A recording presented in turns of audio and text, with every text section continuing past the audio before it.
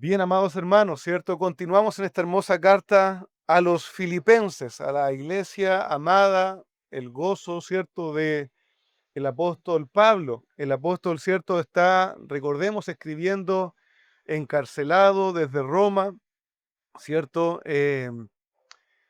Y sabemos que, como dice en Hechos capítulo 28, ¿cierto? Al finalizar, Pablo estuvo un tiempo como en algún arresto domiciliario, ¿cierto? En Roma, pero también luego de eso, la mayoría de los hermanos concuerdan que probablemente luego de ser liberado por un tiempo fue encarcelado nuevamente y ya en prisiones romanas, ¿cierto? Como tal, hasta el tiempo de su ejecución por la causa de Cristo. Y Pablo escribe estas cartas estando prisionero, sea en el tiempo de arresto domiciliario, sea en una celda húmeda, cierto, y sombría. Él está privado de libertad por causa del Señor Jesucristo y desde ese lugar, cierto, escribe estas cartas inspirado por el Señor para la edificación de la iglesia. Así que la iglesia que amaba a Pablo, recordemos, ha enviado a Epafrodito con una ofrenda, con cuidado, cierto, quiere saber de él, podía estar ciertamente preocupado, ¿cierto?, por el apóstol. Ellos querían cuidarle, le habían apoyado en Tesalónica, le habían apoyado en Corinto y ahora, estando en Roma, también tenían preocupación por su vida. Y el apóstol, sabiendo eso, comienza agradeciendo al Señor, comienza adorando a Dios, reconociendo y diciendo que Él ora continuamente por ellos, ¿cierto? Y pide que ellos crezcan, pero ahora también les habla a ellos, a su propio corazón, para darles calma. Y dice el apóstol que quiere establecer con claridad lo siguiente: quiero que sepan, hermanos míos, quiero que sepan, quiero que ustedes conozcan claramente lo que está sucediendo. Dice el verso 12, quiero que sepan estas cosas. Es como en otras cartas encontramos cuando dice, no quiero que ignoren acerca de los dones espirituales, no quiero que ignoren acerca de la venida del Señor. El apóstol quiere asentar un conocimiento claro que afecte a la vida de los hermanos. Quizás al ver la situación del apóstol Pablo, de un líder querido, ¿cierto?, envuelto involuntariamente en un arresto, restricción de su vida, nosotros podríamos pensar, si viéramos a alguno, a mí como pastor, o vieran a otros hermanos que amamos, ¿cierto?, que fuera detenido, puesto en reclusión, llevado de un lugar a otro, podríamos pensar nosotros, bueno, ¿cómo está el hermano? ¿Cómo estará nuestro hermano? ¿Qué va a suceder con él? ¿Cuánto va a afectar su ministerio? ¿Cierto? Ellos conocían cuánto amaba predicar a Cristo el apóstol Pablo y podían estar preguntándose qué va a suceder con el avance de la obra del Señor. Y vemos la respuesta en cuanto a estas cosas, ¿cierto? En cuanto a estas cosas en la carta a los filipenses, ¿cierto? Vamos a ver algunos versos, ¿cierto? De cómo el apóstol Pablo estaba viendo eso. Él sabía que quizás se preguntaban eso y el apóstol Pablo decía, mire, esto va a suceder con el ministerio cuando yo estoy encarcelado. Esto está pasando. Dice el verso 12, Filipenses 1:12, las circunstancias en que me he visto envuelto han resultado en un mayor progreso del Evangelio, han resultado para el avance de la fe. Y el verso 13 va a decir, mis prisiones por la causa del Cristo se han hecho notorias en todo el pretorio y en todos los demás. El verso 14 va a decir, la mayoría de los hermanos, confiando en el Señor por causa de mis prisiones, tienen mucho más valor. Hermanos amados, puede ver esta perspectiva. Quizás nosotros y la iglesia en Filipos lo veía humanamente. ¿Qué está pasando? ¿Se va a detener el ministerio? ¿Se va a detener la obra? El pastor, ¿cierto? O el apóstol va a estar triste. Pablo está viendo toda la situación desde una perspectiva absolutamente diferente. Él tiene la vista puesta en el Evangelio del Señor Jesucristo. Él tiene su vista puesta no en él mismo, no en cómo él se está sintiendo, ni cómo es su pasar, sino que el apóstol ha puesto su vista en el Señor. No es tan importante para él, que es un siervo de Dios, como dice en el versículo 1 y 2, no es tan importante para él como siervo de Dios lo que está pasando con él mismo, sino lo que está pasando con la obra del Señor. Él es prisionero por causa de Cristo.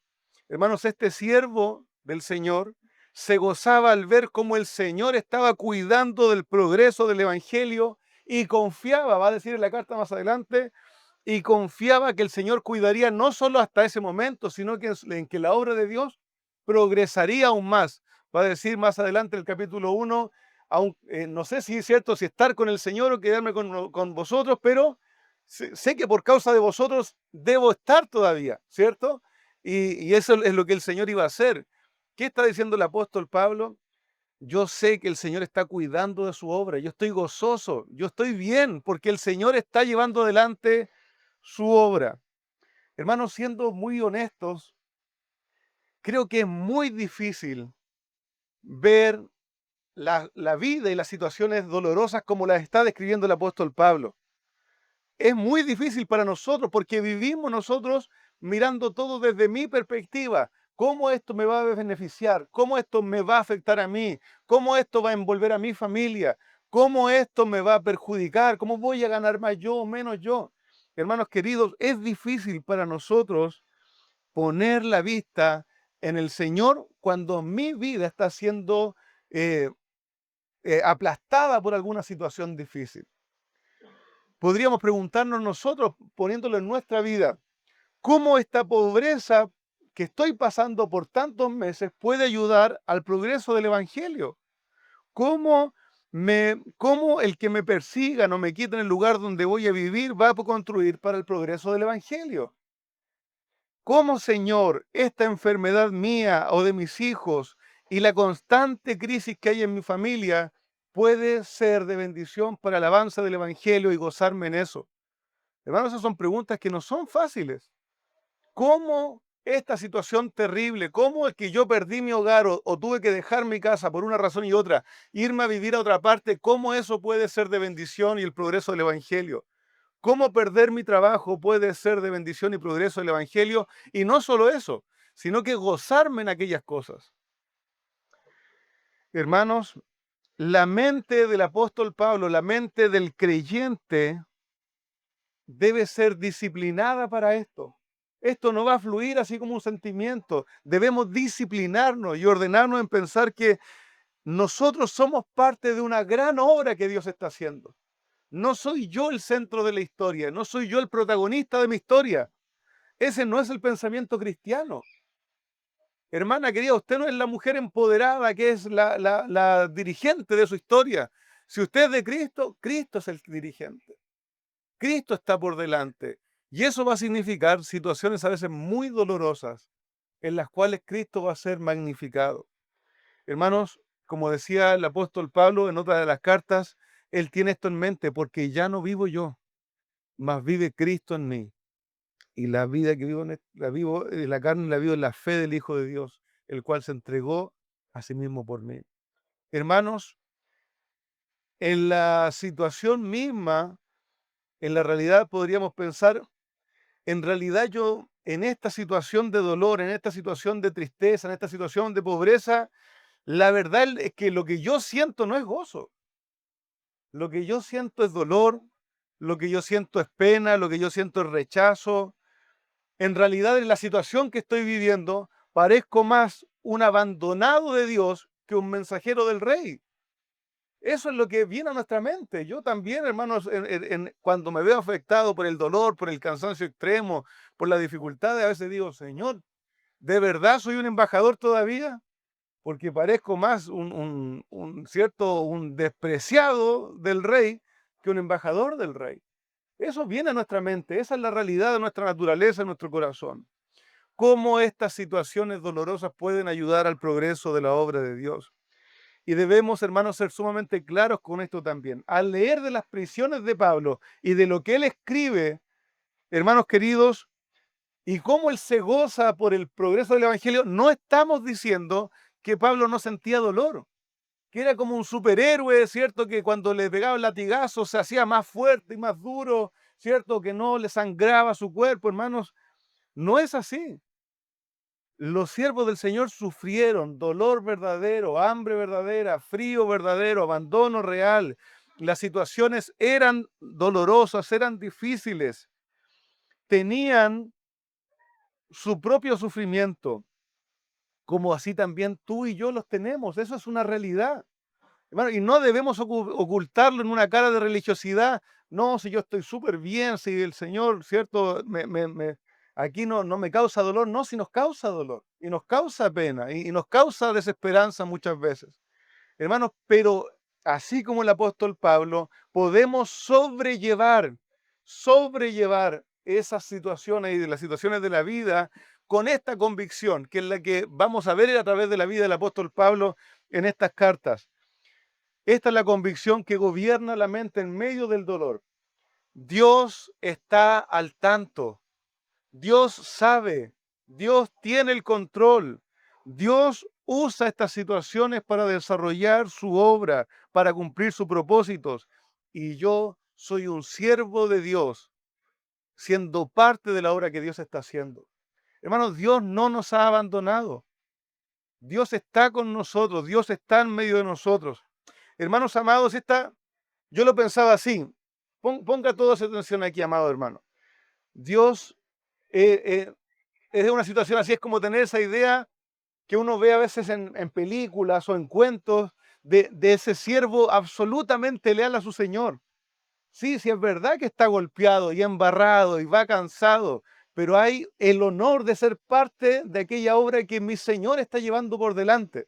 Yo soy ese siervo que camina detrás de un Señor y que asumo el costo de seguirlo a Él, pero para eso he sido llamado, para eso he sido puesto. Ese es el honor que debe estar en el corazón del cristiano. Según Pablo y las prisiones que él realmente estaba viviendo, cómo las cosas que estaban sucediendo ayudaron a que el evangelio progresara, cómo dice el verso 12 dice que las situaciones que él estaba viviendo ayudaron para el avance del evangelio. Bueno, lo vemos en el versículo 13 y 14, pueden mirarlo allí. El evangelio 13 y 14 dice, lo pongo en mis palabras, usted lo puede mirar ahí, que el evangelio, por causa de sus prisiones, había llegado a nuevos y destacados grupos de personas, la guardia pretoriana y los demás también ciudadanos y habitantes de Roma. Por causa de él llegar preso a Roma, el evangelio había llegado a nuevos y destacados grupos de personas que antes no habían sido alcanzados.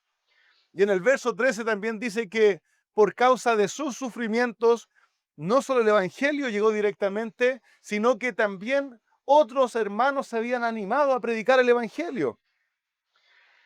Hermanos, en nuestra perspectiva, o en la de la iglesia de Filipos, Pablo había sido llevado a Roma injustamente como un prisionero.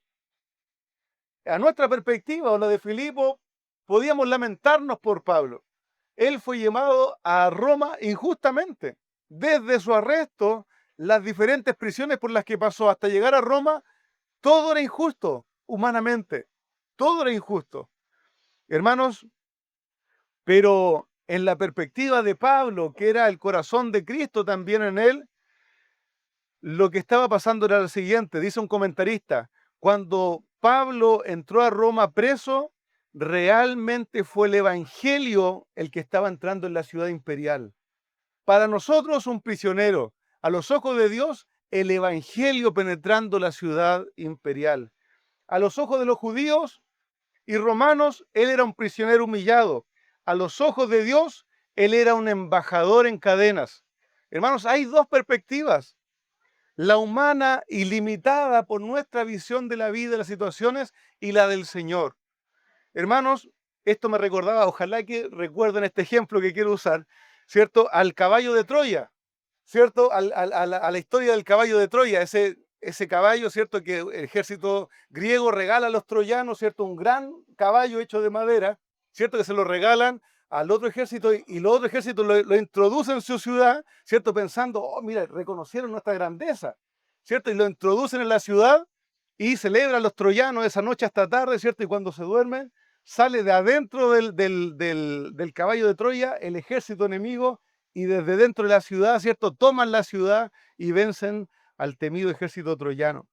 Hermanos, para los judíos logramos nuestro objetivo, lo mandamos preso a Roma. Para el Señor y el apóstol, él decía, este es mi cuarto viaje misionero, ¿cierto? Estoy llegando a donde quería ir, a la ciudad de Roma y predicar el Evangelio como el Señor había puesto en mi corazón. Hermanos amados, muchas veces Dios va a obrar así. Muchas veces el Señor va a utilizar situaciones difíciles para que su nombre sea proclamado donde no había llegado antes y toda la tierra vaya siendo llena de su gloria. Hermanos, vemos esto en el Antiguo Testamento también. José, ¿dónde pudo glorificar al Señor antes de glorificarlo como gobernador de Egipto? En la cárcel, humillado. ¿Cuánto tiempo? Mucho tiempo. No estuvo un día o 2 días, por lo menos quizás 2 años estuvo allí. Hermanos queridos, es la cárcel. El pueblo de Israel, para glorificar al Señor por sus grandes maravillas, ¿qué tuvo que hacer primero? Salir de Egipto, arrancar de los egipcios, temer por su vida, salir a un desierto y ver la mano del Señor y glorificarle para que todas las naciones supieran el poder del Señor y su gran nombre. Hermanos queridos, Job fue despojado de todo por el Señor mismo. ¿Para qué? Para dar a conocer su sabiduría y su poder. Hermanos, debemos saber y abrazar esta convicción de que Dios usa como instrumento las situaciones sumamente dolorosas de nuestra vida, sumamente dolorosas de nuestra vida, para que resulten en la proclamación de su gloria. Hermano, no pierda la oportunidad, y esto puede ser como ilógico en nuestro sentimiento, en nuestra mente, pero no pierda la oportunidad que en una situación de profunda necesidad y dolor, Cristo sea glorificado. Cristo se ha proclamado a otro grupo de personas. Cristo llega a un lugar distinto del que usted había pensado. Pablo va a decir el verso 13, ¿cierto? Viene diciendo, mis prisiones resultan para el progreso del Evangelio, de tal manera que mis prisiones por la causa de Cristo se han hecho notorias en la guardia pretoriana y en los demás. Que él estuviera preso por causas religiosas no había pasado desapercibido entre la guardia real pretoriana. Los militares que le estaban custodiando quizás comentaban entre ellos, y esto es imaginación, ¿cierto? Deducción, quizás comentaban, ¿de qué se trata la fe de este hombre que siendo ciudadano romano está dispuesto a sufrir por causa de ella? Habiendo tantos dioses lícitos a los cuales adorar, sin que traiga ningún problema, porque Roma permitía la adoración en general de los dioses de los pueblos extraños, ¿cierto? No era un problema que hubiera un Dios nuevo. El problema era la exclusividad del cristianismo. El problema era el no reconocimiento de la otra multitud de dioses. Entonces los romanos quizás preguntaban, pero habiendo tantos dioses permitidos para adorar, ¿por qué este ciudadano romano con buenas influencias está dispuesto a estar encarcelado y está dispuesto a sufrir todo lo que ha sufrido por causa de su fe? ¿Cuál será esta nueva fe que él está dispuesto a ser juzgado y a morir por causa de ella? Además de esto, hermanos, ¿cómo cree usted? No necesita responderlo en voz alta, pero piense, ¿cómo cree usted que la guardia pretoriana escuchaba el Evangelio de parte de Pablo? ¿Cómo estaba llevando el Evangelio? Hermanos, si Pablo estaba en Roma, Lucas nos dice en Hechos 28, voy a leer algunos versos allí, Hechos 28, versículo 16, dice así, Lucas hablando, ¿cierto? Cuando entramos en Roma, el centurión entregó a los presos al prefecto militar, pero a Pablo se le permitió vivir aparte con el soldado que lo custodiaba. El apóstol Pablo probablemente hablaba a ese soldado, ¿cierto?, de la fe de Cristo, pero también lo siguiente, Pablo llamó a los principales judíos de Roma para predicarles el Evangelio, dice Hechos 20, o sea, 28, 20. Por tanto, por esta razón, hablando Pablo, por esta razón he pedido verlos para hablar con ustedes por, porque por causa de la esperanza de Israel llevo estas cadenas. Verso 23. Y habiendo fijado un día, vinieron a él gran número donde él se alojaba. Desde la mañana hasta la tarde les explicaba, testificando fielmente sobre el reino de Dios, procurando persuadirlos acerca de Jesús, tanto por la ley de Moisés como por los profetas. Algunos eran persuadidos con los demás, con los que se decía, pero los otros no creían. Verso 30.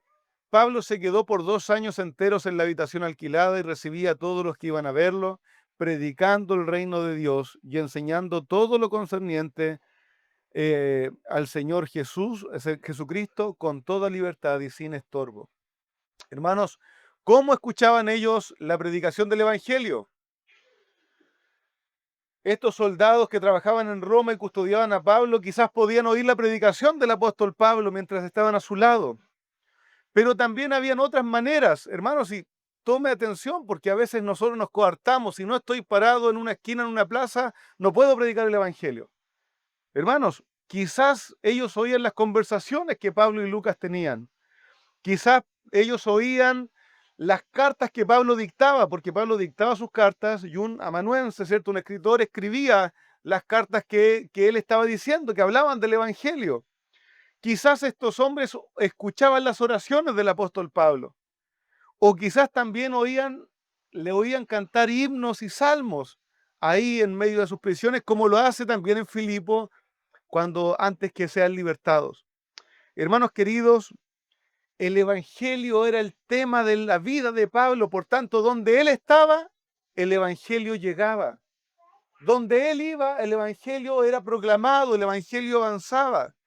Hermano, mi pregunta es la siguiente: ¿sucede eso contigo? ¿Sucede eso contigo? ¿O tu vida cristiana es estar en tu casa, venir a la iglesia, y trabajar y volver a la iglesia y hacer una actividad con la iglesia? Hermanos, nosotros hemos sido puestos para la predicación del Evangelio. No podemos vivir encerrados en nuestras casas a voluntad, porque no queremos tener contacto con nadie más. Hermanos amados, nosotros hemos sido puestos en un mundo y en una sociedad para que de alguna manera el Evangelio fluya a las personas que nos rodean. Y va a haber que ser creativo, va a haber que pensar. Quizás alguien puede pensar, para mí es difícil, alguien que está impedido totalmente de salir. Bueno, ore por la predicación del Evangelio, clame al Señor.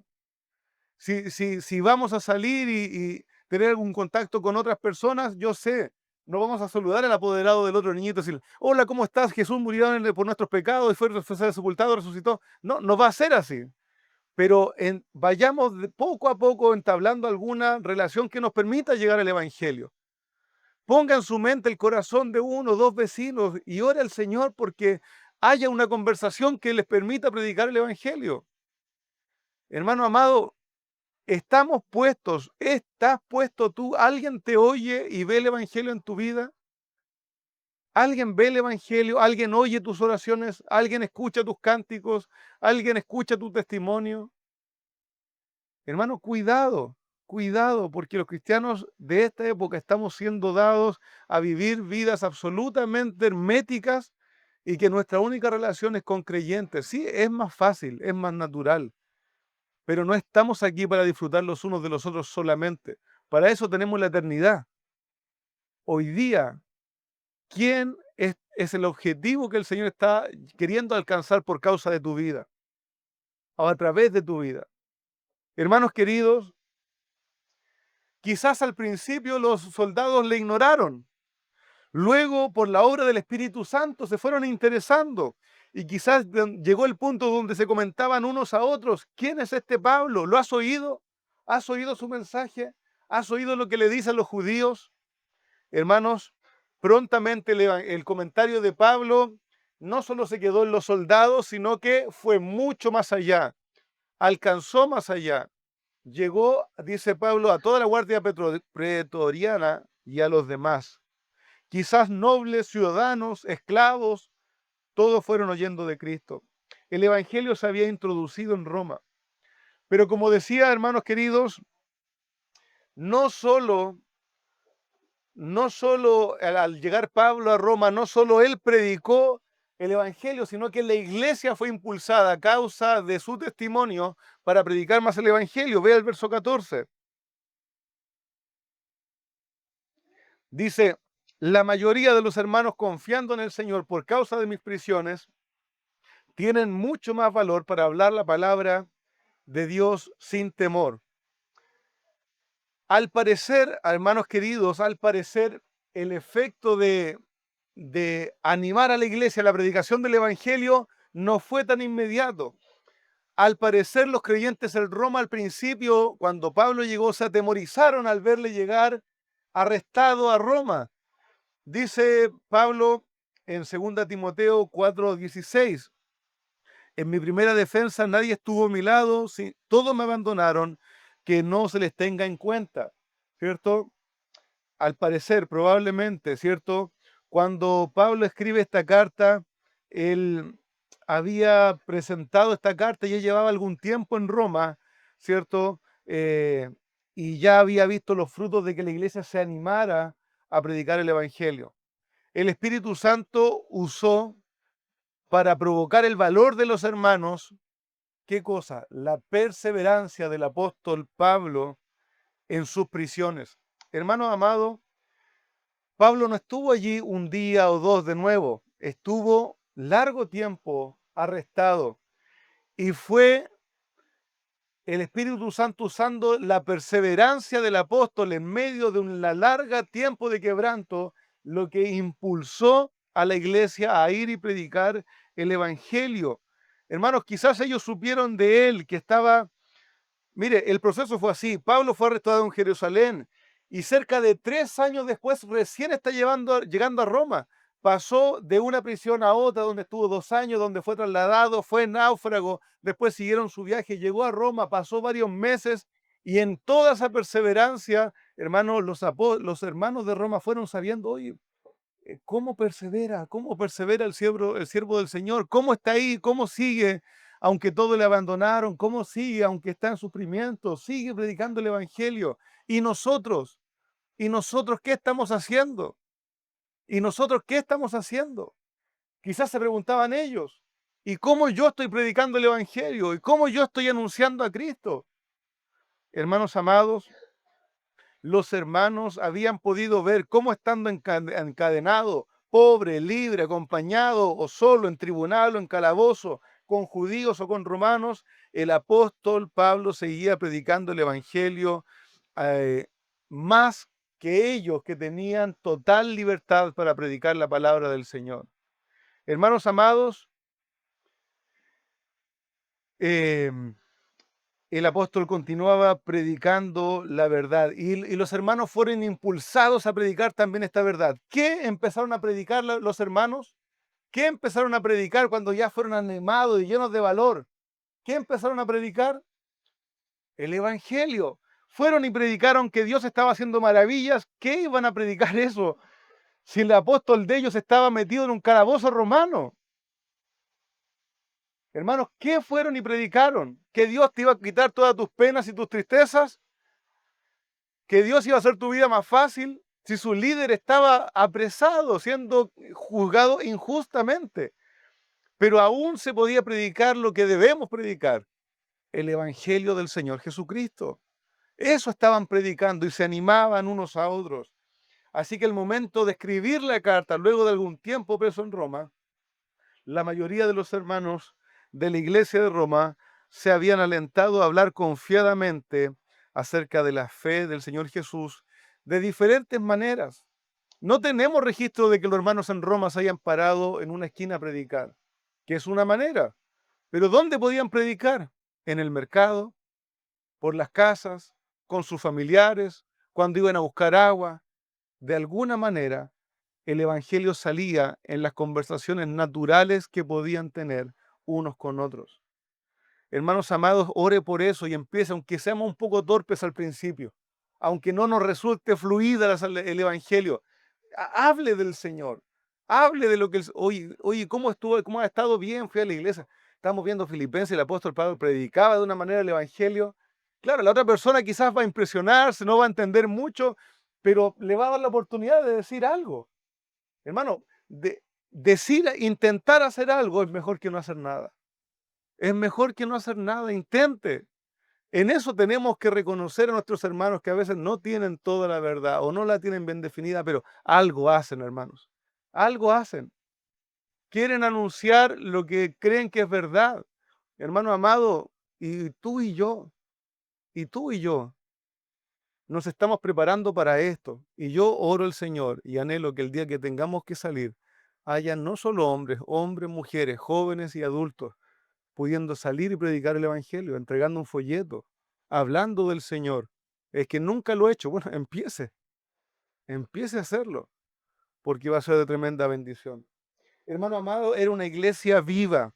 La mayoría de los verdaderos hermanos obedecían al Señor. Ahora, en una iglesia como hoy, también puede ser que la mayoría de la iglesia sea impulsada a ir y predicar el Evangelio, pero así como el apóstol Pablo nos dice que toda la iglesia en Roma fue y se animó a predicar el Evangelio, cobró valor. La mayoría de la iglesia. Hermanos amados, y así no todos cobraron aliento. Siempre hay un grupo que porfía. Siempre hay un grupo que por carnalidad o por no ser verdaderos creyentes va a poner excusas, va a poner estorbo. Si no puede ir, no va a animar tampoco y va a criticar la obra del Señor. Hermano amado, cuidado. Pero sepamos que esto le pasó al apóstol Pablo, le pasó al apóstol Pedro, le pasó al Señor Jesús, nos va a pasar a nosotros. No espere que todos y cada uno salga y vaya y empiece a hablar. No, hay personas que por diferentes razones a veces no lo van a hacer. Y no estoy diciendo que eso esté bien. Simplemente en la naturaleza de la obra del Señor aquí, siempre hay trigo y cizaña. Siempre hay creyentes genuinos, animados, aún con dificultades, pero que desean hacer algo, y otro que no quiere hacer nada, que no quiere servir, que no quiere predicar, que se va a cubrir de excusas. Hermano amado, siempre va a haber, siempre va a haber. En una iglesia siempre va a haber todos los que siguen el obrar del Señor y lo que Él está llamando a hacer y avanzar, y a otros se van a quedar atrás.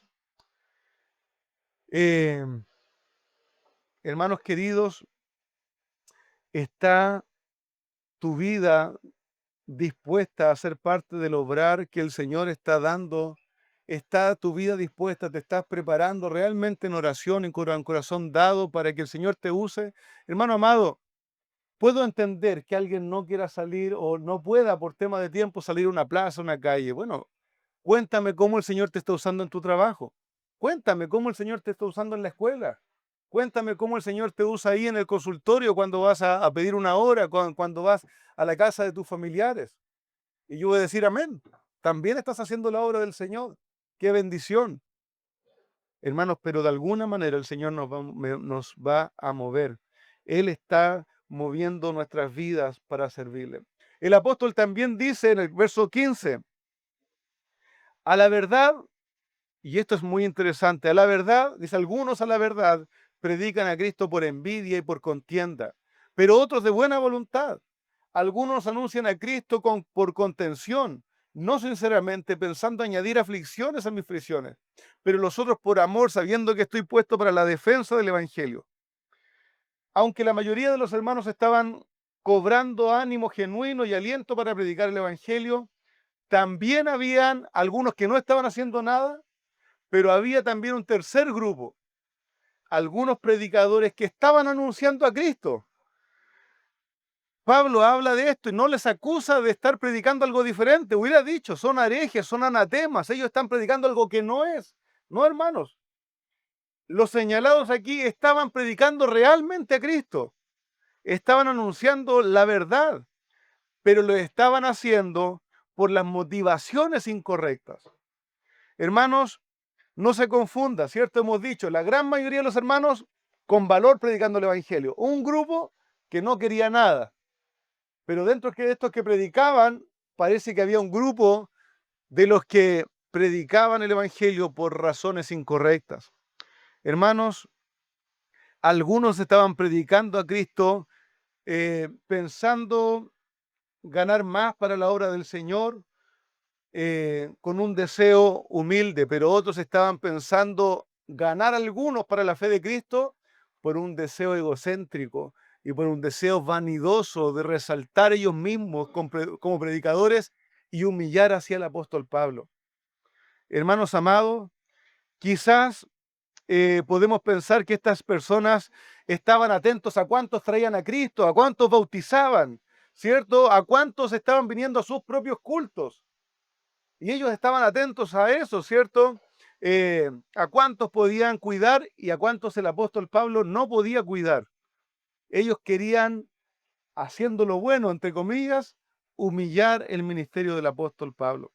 Unos predican a Cristo para contender, ¿cierto? Quizás contender con la autoridad apostólica del apóstol Pablo, añadir tristeza a sus aflicciones que ya tenía por estar preso y buscaban solapadamente o encubiertamente exaltarse a sí mismos.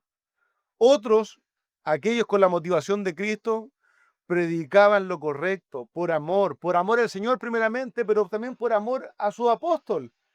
Y querían continuar la obra que el Señor había iniciado con él o que traía con él. Hermano amado, ¿crees tú que aún hoy puede suceder esto? ¿Crees tú que aún hoy hay personas predicando lo correcto y la verdad, pero con motivaciones incorrectas? Hermanos, ciertamente que lo hay. Y debemos estar continuamente examinando nuestro propio corazón. ¿Por qué predicas a Cristo?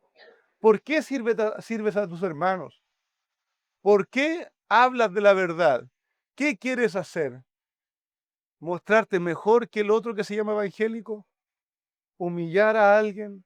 ¿Resaltar por sobre los demás que están en alguna congregación? ¿Quieres que te sea reconocido? Hermano, estos son sentimientos que nacen en el corazón. No le acuso directamente, pero el salmista decía, Señor, examíname y ve si hay en mí camino de perversidad. Hermano, hay que examinar nuestro corazón. ¿Por qué estoy buscando estas cosas? ¿Por qué estoy poniendo todo mi esfuerzo en esto? Pablo en Romanos 13, o sea, en 1 Corintios 13, dice, si aún doy mi cuerpo para ser quemado y no tengo amor, de nada sirve. Habían algunos quizás entregándose a la muerte pensando alguna exaltación para sí mismos. Hermanos queridos, ¿por qué estamos haciendo lo correcto? Puede decir, yo estoy haciéndolo por los motivos incorrectos, así que voy a dejar de predicar y hacer un esfuerzo. No, mi hermano querido, no es ese lo que deben hacer. Corrija, arrepiéntase, reconozca y predique el Evangelio. Hermanos queridos, ¿cuál es la motivación de nuestro corazón? Hermano amado, la verdad es que es un trabajo muy infructuoso en eso. Sabe que el Señor va a ser glorificado igual. El Señor igual va a ser honrado. Él también va a salvar personas.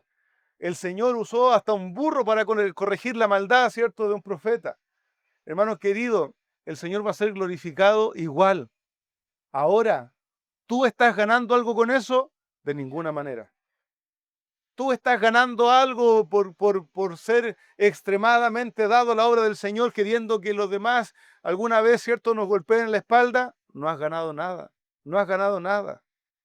Hermano querido, necesitamos examinar nuestro corazón en los tiempos de debilidad, en los tiempos que nuestro corazón busca en algo en lo que aferrarse y por lo cual ser honrado. Debemos decir, no, toda la honra y toda la gloria sea para el Señor. Hermanos amados, todo este pasaje apunta a lo mismo. Pablo está diciendo, todas las tribulaciones que ustedes ven desde allá, incluso las aflicciones que las personas me quieren causar por fuera, a mí Dios la está usando para la proclamación del Evangelio y por tanto para la gloria de Dios. Pablo dice, y en eso yo me gozo y me gozaré aún. En eso yo me gozo. Hermano amado, las situaciones terribles que el Señor nos pone o que nos permite pasar pueden ser utilizadas por Dios para el avance del Evangelio. Si el Señor te lleva a estar habitualmente en un hospital, en un lugar específico, a un trabajo nuevo, a un lugar distinto, bueno, el Señor parece que en nuestra iglesia está llamando al ministerio del Uber. Úsenlo para la gloria del Señor. Tengan folletos ahí en el auto, tengan música cristiana, una predicación, hermano, no sabemos lo que el Señor va a usar. Uno es parte a veces de toda una línea, otro le habló del Evangelio, se subió al Uber y se fue escuchando una predicación, se bajó, le dijimos que Dios te bendiga y otro lo agarró después y le habló de Cristo también. Hermano, no tiene que ser con nosotros, conmigo que esa alma se vuelva al Señor, soy parte de una gran obra.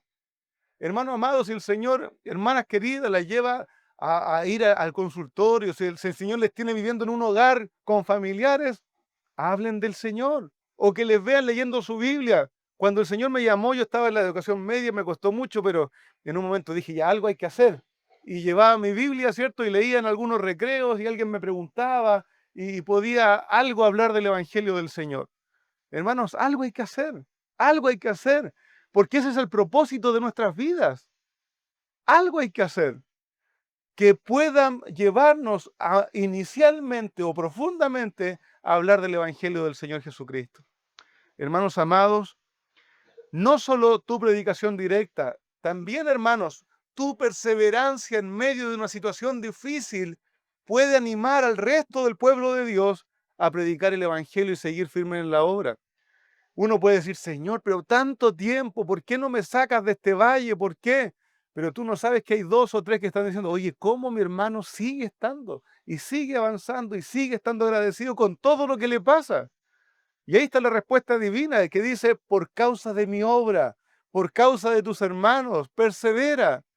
No sabes cómo Dios está usando las situaciones difíciles de tu vida, hermano, y está haciéndolo de la mejor manera.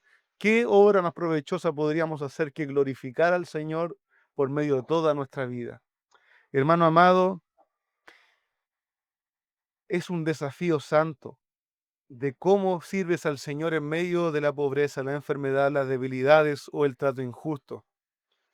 Pero como dijo el apóstol Pablo, debe estar esto en nuestro pensamiento. Quiero que sepan que estas situaciones han sido para el progreso del Evangelio. Hermano, no te desalientes.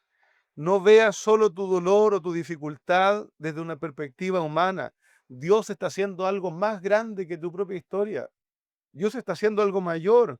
Nuestro desafío es estar conscientes y no ensimismados de que lo que Dios está haciendo va a ser para la gloria de su nombre y que eso traiga gozo en medio del dolor. Hermanos, cada uno de ustedes, las hermanas que quizás hoy día son dueñas de hogar, son madres, vean cómo el Señor puede ser glorificado en sus vidas. Cómo usted puede ser un instrumento para la predicación del Evangelio. Fuimos una vez a comer a un lugar con mi esposa y lo que comimos venía en una cajita y ahí abajo decía, ¿cierto? Un versículo, Juan 3:16, y uno decía, oye, qué bueno que alguien pensó en esto. No, no dijo todo el Evangelio, pero algo soy parte en lo que el Señor está avanzando en su obra. Hermano, usted también, yo también.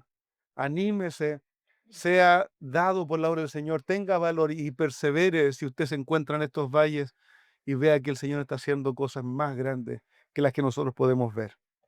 Vamos a orar.